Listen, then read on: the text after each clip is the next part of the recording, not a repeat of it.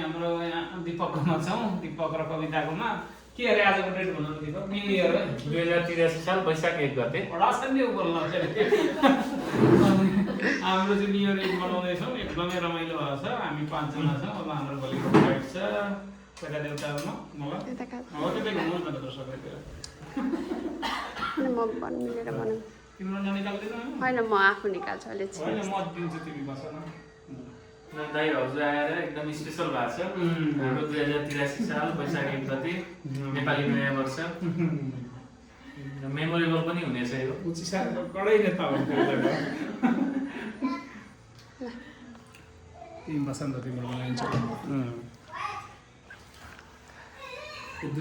तिमी केही भन्छौ त भन न त। रमाइलो भइरहेछ। हामीले कति वर्षपछि न्यु इयर मनाएको नेपालमा? यो हाम्रो वर्षौँ भयो, बिर्सियो पनि होला, 11-12 वर्ष भयो होला। त्यो भएपछि यो यता दिपकलाई देखाउँछु भन्ने ल ठ्याक्क